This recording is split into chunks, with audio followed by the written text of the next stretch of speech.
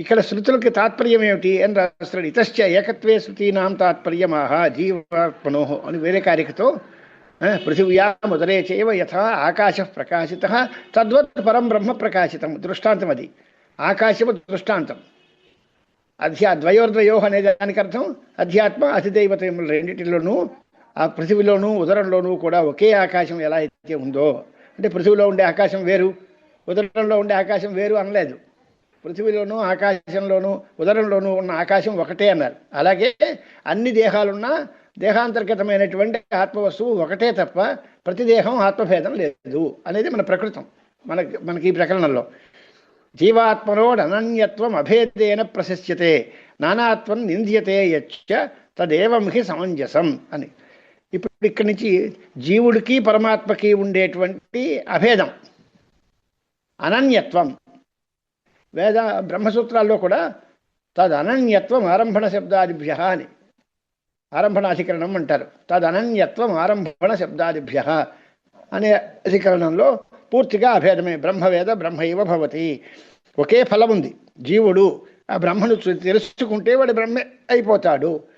అంతా ఒకటే. వాసుదేవ సర్వం సమహాత్మా సుదుర్లభ ఇలాంటి వాక్యాలన్నిటి చేత చూస్తే ఒకడే. జీవుడు వేరేగా లేడు.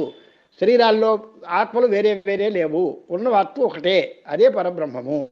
జీవుడికి వాడికి తేడా లేదు.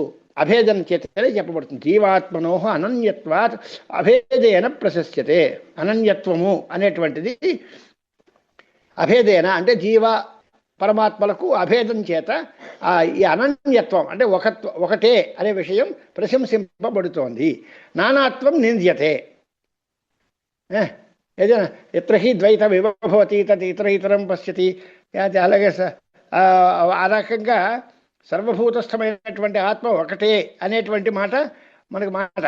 స వేదవాహ్యాస్మృతయ అని ఎవరైతే సర్వాస్తాహ నింద్యాహ నిష్ఫలాహ అనే అర్థంలో దీనికంటే వేరుగా ఎత్ర ద్వైత విభవతి అని ఎత్ర అన్యం పశ్యతి అలాంటి వాటిలో వేరు, చూసేవాడు వేరు, చూడబడేవారు వేరు, ఇంకొకడిని చూస్తున్నాడు, ఇలాంటివన్నీ ఉంటే అదంతా ద్వైతవాదం. అదంతా నిందిస్తున్నారు.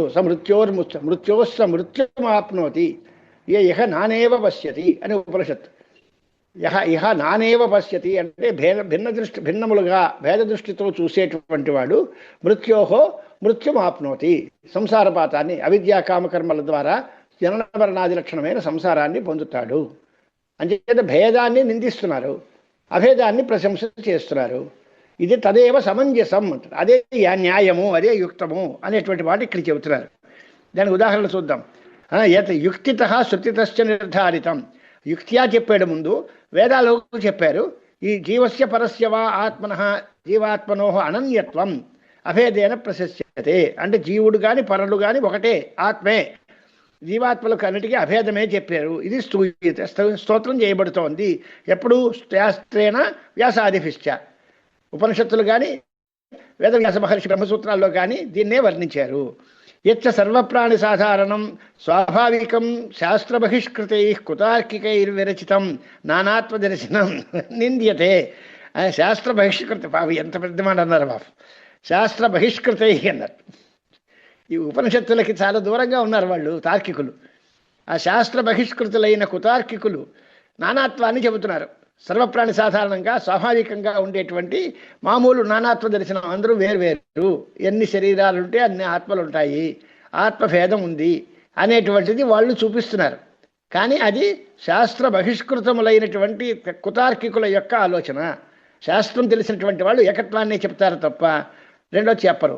కారణం ఏమిటి అంటే నింద్యతే నతు తద్వితీయమస్తి ద్వితీయాద్వై భయం భవతి ఉదరమంతరం కురుతే అథ తస్య భయం భవతి. ఇవన్నీ నిందా వాక్యాలు. ఏమాత్రం రెండో వస్తువే లేదు, రెండో వస్తువు వల్ల భయం ఉంటుంది. చిన్న ఉదరమంతరం కురితే అంటే ఎత్కించి చిన్నపాటి భేదం చూసినా వాడికి భయమే ఉంటుంది. ఇదం సర్వం యదయమాత్మ మృత్యోస్వ మృత్యుమాప్నోతి యైహ నానేవ పశ్యతి ఇత్యాది వాక్యైశ్చ అన్యైశ్చ బ్రహ్మవిద్భి. ఇలాంటి వాక్యాలు చాలా ఉన్నాయి. ఏవో నాలుగైదు చెప్పి ఇలాంటి వాక్యాలు చాలా ఉన్నాయి కనుక ఇతరమైన వాక్యాల చేత కూడా బ్రహ్మవేత్తలు ఈ నానాత్వాన్ని నిందిస్తున్నారు. ఏతదు తదేవం హి సమంజసం. ఇదే మంచిది. ఎలాగా సమంజసం అనే దానికి అర్థం ఏంటి? రుజ్వవబోధం న్యాయం ఇత్యర్థ. సమంజసం అనే దానికి రుజ్వవబోధం, స్ట్రైట్ ఫార్వర్డ్గా ముక్కుకు సూటుగా తెలుసుకునే విషయము, అదే న్యాయము. ఇలాంటి వాటిని తెలుసుకోవడమే ధర్మము. యాస్తు తార్కిక పరికల్పితా కుదృష్టయ తాహ అనృజ్వ్య నిరూప్యమాణా న ఘటనాం ప్రాంచంతి ఇత్యభిప్రాయ. తార్కికులు ఏదో పెద్ద తెలివైన వాళ్ళమని ఊహిస్తారు. వాళ్ళ కుదృష్టులు వాళ్ళు. వాళ్ళ కల్పనలన్నీ కూడా రుజుమార్గంలో ఉండవు. అనృజ్వ్య అంటే రుజువులుగా లేవు. నిరూప్యమాణా న ఘటనాం ప్రాంచంతి, ఎంత వాళ్ళు నిరూపిద్దాం అనుకున్నా అది పొసగవు, అది వాటికి ఉపపత్తి ఉండదు, వాటిని నిరూపించడం కష్టం. అంచేత ఘటనాం ప్రాంచంతి అనే దానికి అర్థం ఏంటి అంటే ద్వైత దృష్టులన్నీ అసమంజసములు అనేటువంటి మాట. అవన్నీ కూడా సరిగ్గా నిలబడేవి కాదు అన్నారు. జీవాత్మనోరనన్యత్వం అభేదేన ప్రశస్యతే నానాత్వం నింద్యతే యచ్చ తదేవం హి సమంజసం అని ఈ మాటలు చెప్పారు. తర్వాత జీవాత్మనో పృథక్త్వం యత్ ప్రాగుక్తే ప్రకటీతం భవిష్యదృష్ట్యా గౌణం తన్ముఖ్యత్వం హి నయుజ్యతే అన్నమాట.